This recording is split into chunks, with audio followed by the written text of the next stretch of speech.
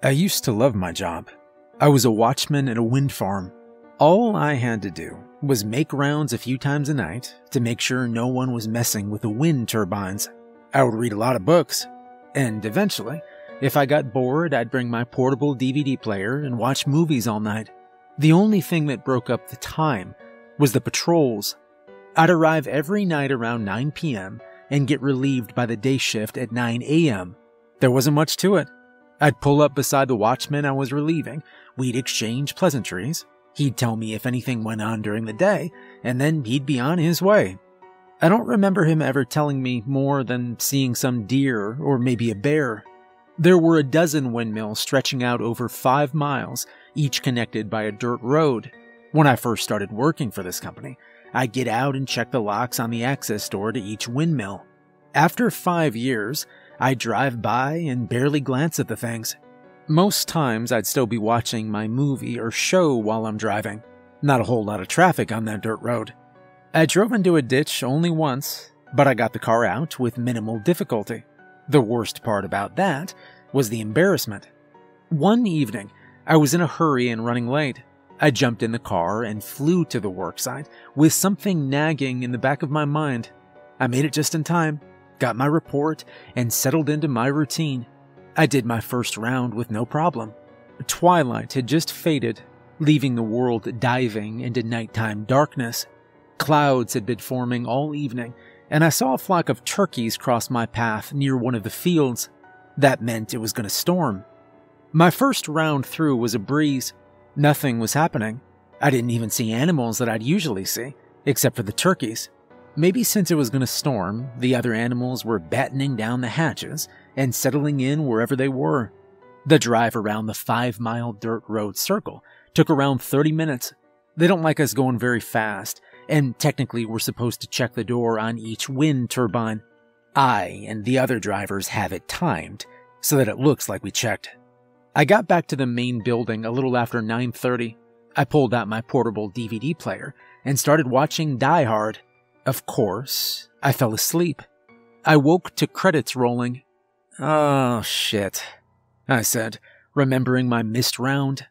I threw the car in gear, and I flew off towards the wind turbines. It was right then that I remembered what I'd forgotten. The flashing light announced low fuel. I cursed myself for forgetting to fill it up yesterday on the way home. This is my second round, I thought. I should have enough to make it through the rest of the night and get to a gas station. This was the thought I clung to the rest of the night. My second round was uneventful. My eyes were constantly drawn to the fuel gauge, but there was nothing I could do about it. Once you're in for the night, you had to stay. If they caught you driving off the job, you are fired. I didn't want to lose such a gravy job, so I stayed put. Although there were a couple of times I considered a quick 2-mile trip to the gas station. The problem was my boss. He was a bit of a prick and liked to pull surprise inspections at all hours of the night. He liked to pretend he was being a nice guy and showing up to see if I needed anything, but I knew why he was really there. If he showed up tonight, I would ask for a couple of gallons of gas. Maybe that would solve my problem and keep him from inspecting as often. Partway through my second movie, Die Hard 2, of course, I went for my next round. It had just started to rain, making my windows fog up, and my defroster wasn't working the best. By the time I went for my fourth round, the weather had made a decision to switch from mildly annoying rain to grab the animals and head for the Ark. It was raining so hard, I could barely see in front of me. I drove at crawling speed. The rain had worn ruts in the road. In some of the lower depressions, there were puddles across the entire road. I was glad I was driving a Jeep. I got right in the middle of one of the giant puddles when my engine gave out. I cranked and I cranked, but it was no use. I was out of gas. I was never going to live this down. I could hear it now. 5 years from now, the other guy would be telling the story about the moron who ran out of gas in the middle of a rainstorm. So now I had a decision to make. Do I stay in the car and ride out the storm, or do I walk back to the main building and wait for the day shift to arrive? I checked my watch. Nearly 8 hours until my relief arrived. The way it was raining, There was no way I was walking back. If there had been an emergency gas can full of fuel, I might have considered it. But the can hadn't had any gas in it for a long time. Yet another wonderful present from my idiot boss. He said it was a waste of gas to have it sit around and grow old. I guess the concept of emergency never crossed his mind. I didn't want to drain my battery, so I didn't watch any more movies. I sat and listened to the rain pound the roof of the car like someone was dropping marbles from the sky. That's when my mind started playing tricks on me. I guess it was bored as I was, and decided to have a little fun. I was whistling a little tune in my own off-key way that makes people stuff cotton in their ears, when I happened to glance in the rear-view mirror, and the mirror glanced back. I swore I saw a set of eyes looking in the back window. I whipped around so fast my neck cracked, but nothing was there. I hit the door lock button just to be sure, as if that would help in the middle of nowhere in a downpour. My whistling grew louder and more off-key, as I did all I could to avoid looking in the mirror. Eventually, it was too much. My eyes were drawn to the mirror like a magnet. I looked. There was nothing there. I chuckled nervously at myself for being so stupid, and I leaned my head back against the headrest. I don't remember falling asleep, but I do remember waking up to nothing. No sound of pounding rain, no sound of animals, no crickets even. It was unnerving. I lowered the window a few inches and listened. There was still no sound, not even the whooshing of the wind turbines' blades as they spun. I looked at the closest one, and the blades were still. It was unusual for the wind to be so calm that it couldn't muster enough energy to turn the blades. I checked my watch and found I'd been asleep for 4 hours. The storm clouds had drifted off, and the moon had appeared.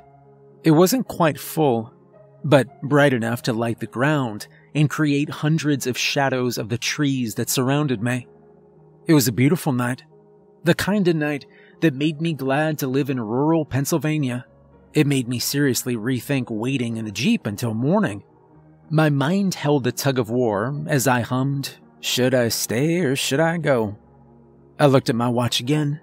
In just under 4 hours, my relief would be driving through the gate.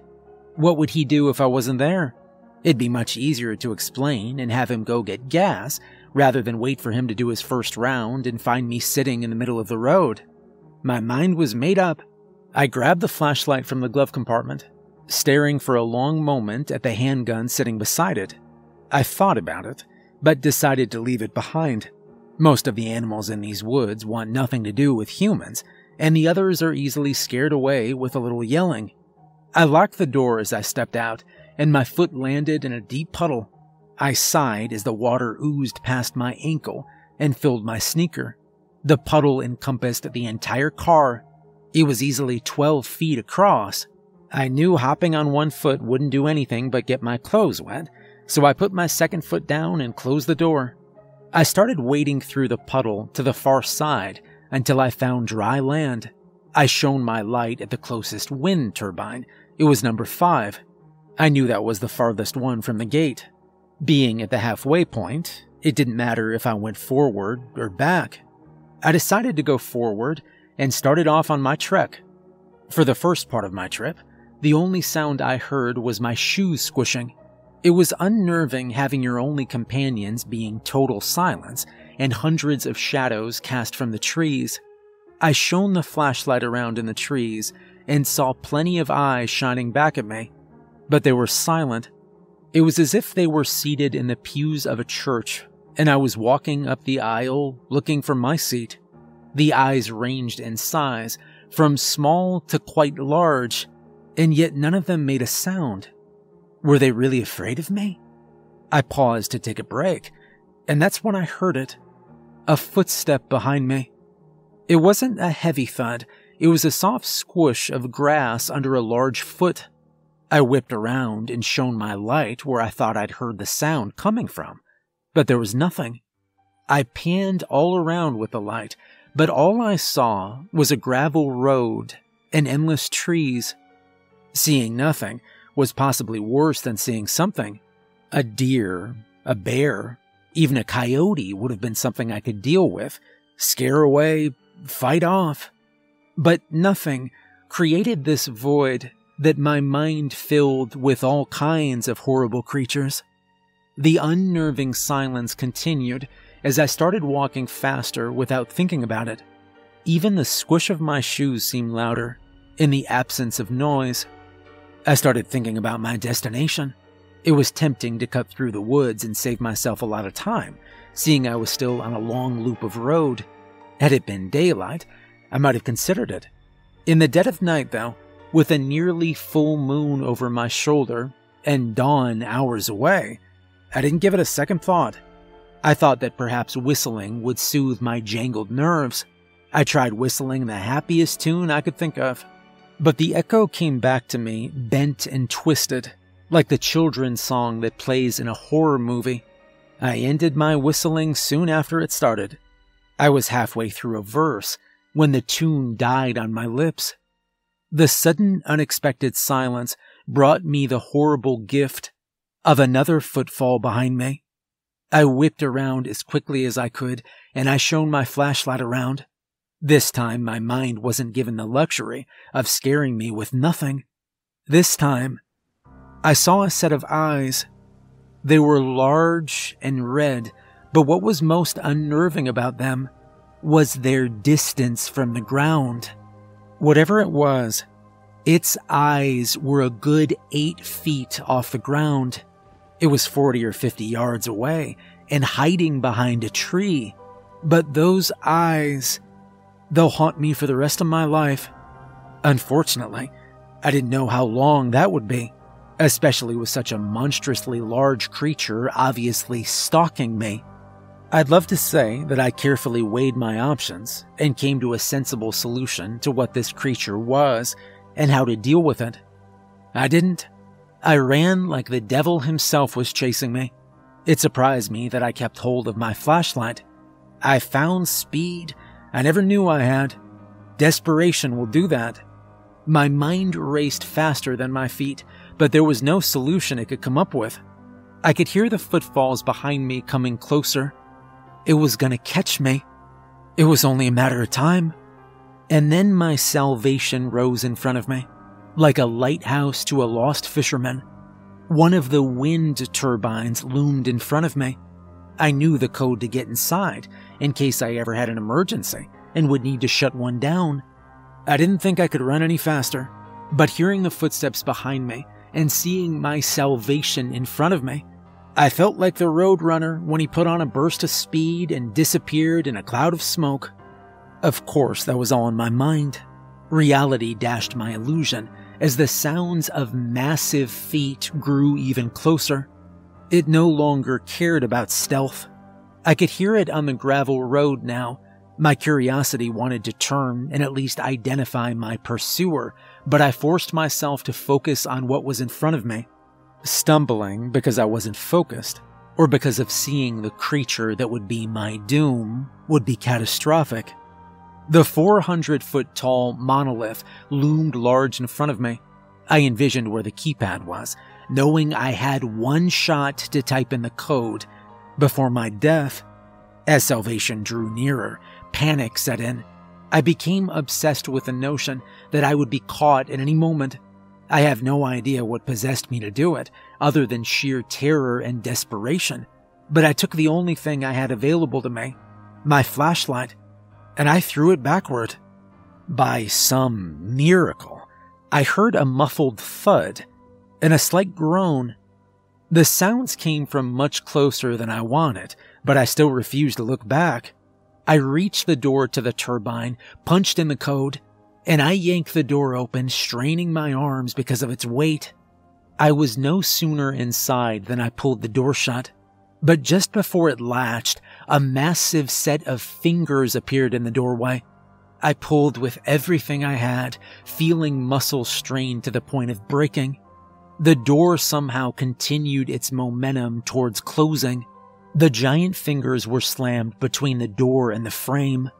They disappeared, and I heard an inhuman howling from the other side, As I shut and locked the door, I collapsed to the floor, gasping for air as my mind kept replaying the image of the fingers appearing in the doorway. Like a frozen playback, I saw with startling clarity that the fingers were the size of bratwurst, covered in brown hair and claws sticking out of them. I lay on the floor panting, searching for any options, but finding none. For the moment, I felt safe, but how long would that last? How would anyone find me in here? Would they even look? Or would they think I was lost in the woods? And the biggest question, what the hell was that thing? I didn't want to speculate because the possible answers were too terrible to comprehend, especially with whatever it was still outside close by. Just as I began to feel my adrenaline abate, there was a pounding at the door. It reverberated through the giant hollow tube that was now my salvation and my prison.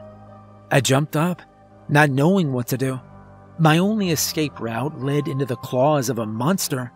I looked all around for any help, but finding none, I resigned myself to wait for my inevitable demise. I could see the door vibrate with every impact. I knew it was made of sturdy metal, but even metal has its breaking point. As I searched the small room that was a mere 10 feet across, my eyes were drawn upward.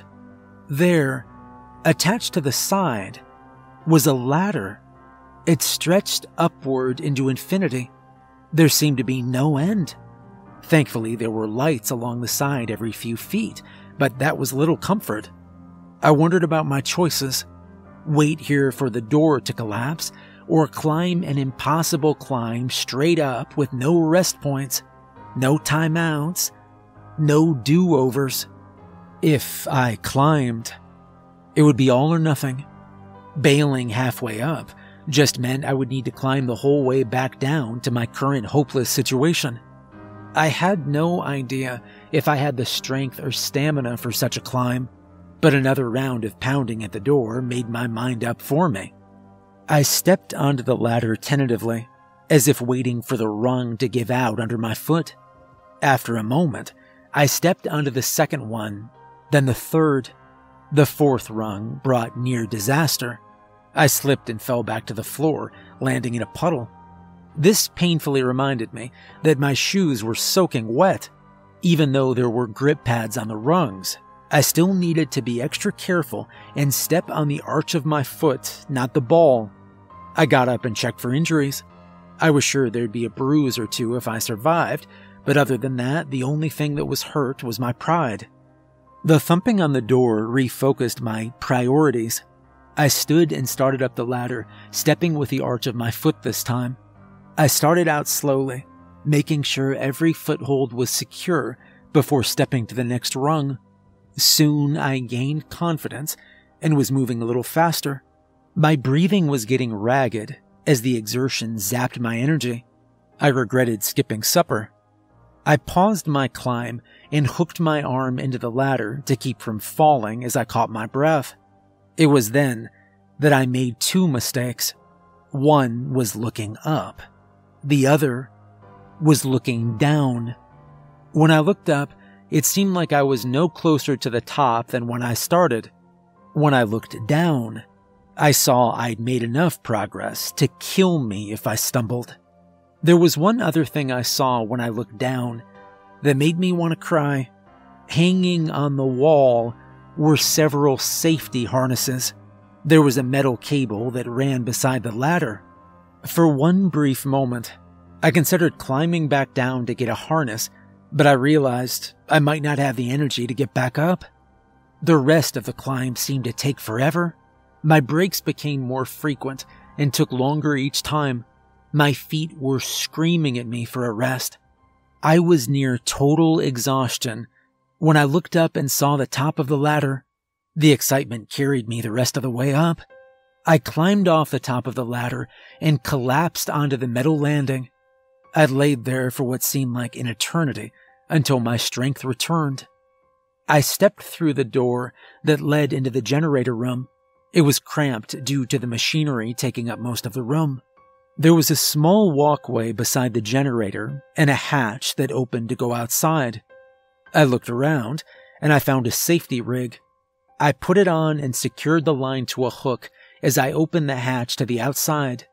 Dawn had broken and the world was lit with the brilliant orange of early morning. The beauty so overtook me that I didn't notice the wind that had been still after the storm now buffeted against me, threatening to knock me off my feet. I stumbled, feeling grateful for the safety line. I watched as one of the massive blades passed by a few feet away. My only reason to take this risk was to look down and see if my pursuer had given up and left.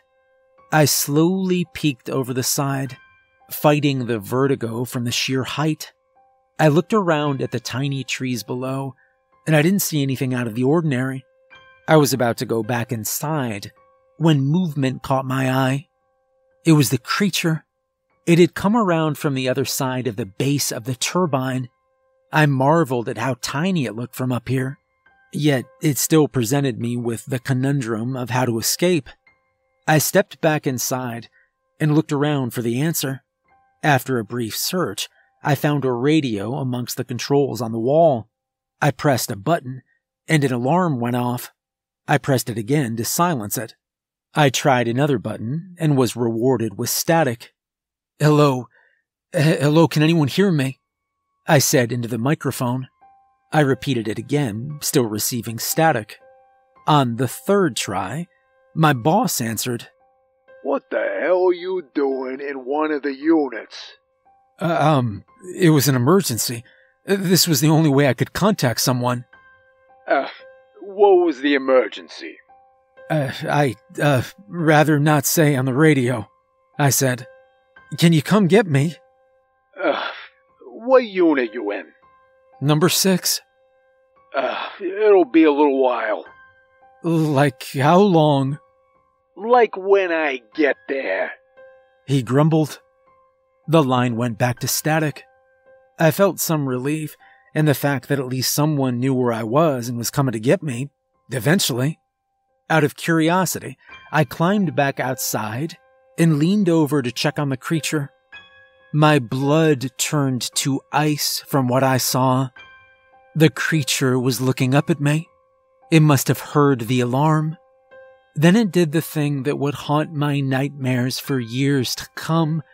It started climbing the outside of the wind turbine.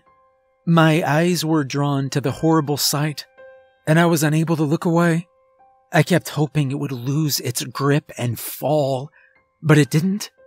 It got closer and closer. When it was around halfway up, my mind woke to the danger, and it sent my body into action. I lunged back inside, and I closed the hatch. I unfastened the safety line and headed back for the main ladder. It took much less time going down the ladder than it did to go up. Several times in my haste, I nearly slipped, taking the express lane down that ended in death. Eventually, though, I made it. As I took a moment to catch my breath, I heard the top of the turbine being assaulted. The bangs resonated down the tube, making them sound even louder. I opened the door as quietly as possible, hoping the noise the creature was making above would cover my exit. As I did, a few brown hairs fell to the floor. I picked them up and stuck them in my pocket. As I slowly opened the door, it made a slight creak. Suddenly, the noise above me stopped. My heart leaped into my throat. I stopped breathing. My mind sent me unhelpful images of the creature jumping down and dismembering me. As I stood as still as a statue, I smelled smoke. I looked up, and black plumes were flowing from the turbine. I ran as fast as I could back towards my jeep. I refused to look as I heard a roar behind me. I nearly ran into my boss's car as he turned the corner. What the hell? He said, getting out. Look! Look! I said, pointing at the turbine. I see. What the hell did you do? No, look, I said, pointing towards the black smoke. What am I supposed to be seeing other than millions of dollars literally going up in smoke? I stopped, and I looked at the burning machine, but there was no creature there. I jumped in the car and slammed my door. Look. Can we go, please? He just stared at me, then got in the car and drove back to the main building. The whole time I kept shooting glances behind us. He parked in front of the building and looked over at me. You're gonna have to answer some questions. I know. Would someone please go get my car? I ran out of gas. That's why I was in the turbine. Why didn't you just wait in the car? He asked. I opened my mouth to answer, and then I realized what I was about to say, and I stopped, leaving it unsaid. All right, he said, getting out. I'll send someone for the car. I followed him inside, and I just lay on the couch in the break room. A short while later, a coworker woke me. Here are the keys to your car. It's parked out front. And the boss wants to see you, he said. I took the keys and stood. I looked right towards the boss's office, then looked left towards the exit. It only took a moment of decision to turn left and walk out that door. I never returned. But the memory of that night has never left me, and it never will. The following day, I read in the paper about the turbine fire and how they found a carcass of a bear that must have gotten trapped in the blaze. But I knew better. I knew the company would come after me for the destruction of their expensive turbine. I also knew if I told the truth, they'd haul me away in a rubber truck. Either way, I was about to disappear and my story would never be told. I found a group that specialized in unexplained phenomena. I walked into their office with a bag in my pocket that had 3 brown hairs in it. I knew they'd want to hear my story.